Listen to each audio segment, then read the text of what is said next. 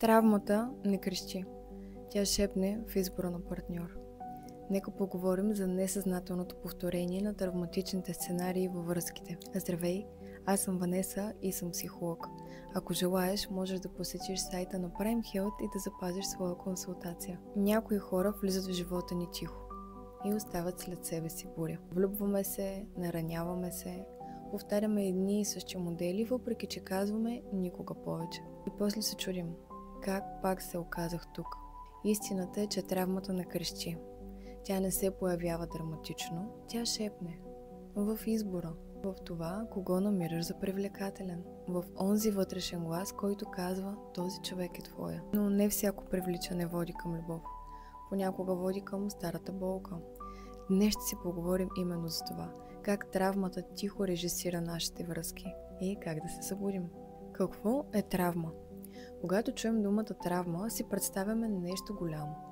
Загуба, насилие, катастрофа, но истината е, че травмата е и онова, което не си получил на време. Любов, подкрепа, сигурност. Травмата често се създава в тишината. В онова мълчаливо усещане, че не си важен, че любовта трябва да се заслужава, че ако си достатъчно добър, може би някой ще остане. Когато израснем с тази болка, тя не изчезва. Тя се скрива, но започва да шепне. Особено когато се влюбим. Как травмата влияе на изборът ни?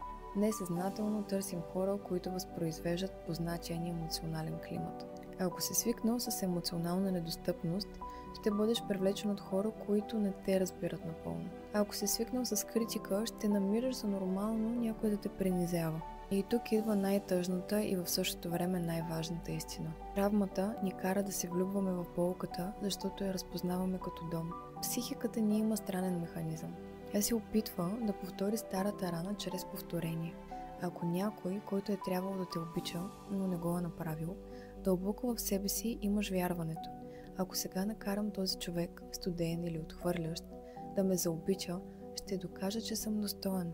И така започваш да гониш онези, които не те виждат. Да се вкопчваш, да прощаваш твърде много, да търпиш. Всичко, само и само да обърнеш сценария.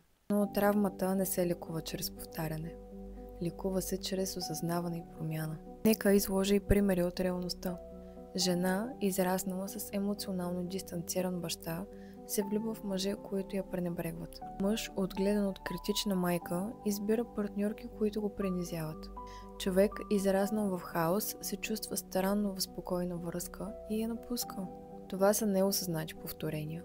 Не защото искаме болката, а защото тя е позната и познатото дава илюзията за контрол. А как да прекъснем модела? Осъзнай шепота. Започни да си задаваш въпроси. Какво ме привлича? Познато ли ми е това усещане? Раздели любовта от нуждата.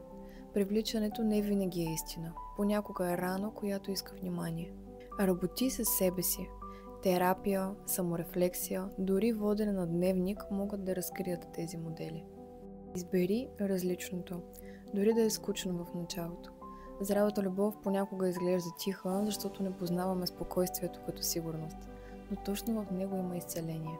Травмата шепне, не с думи, а с избори. С това, в кого се влюбваш, с това, което търсиш, с начина, по който си позволяваш или не си позволяваш да бъдеш обичан. Но можеш да я чуеш, да я разпознаеш и да й кажеш: разбирам те, но днес избирам различно. И така започва промяната. Не когато спреш да чувстваш, а когато спреш да повтаряш. Благодаря ти, че остана до края и нека ти напомня, че ако посетиш сайта на Prime Health, ще имаш възможността да научиш повече за мен, а и да запазиш своя лична консултация. До скоро!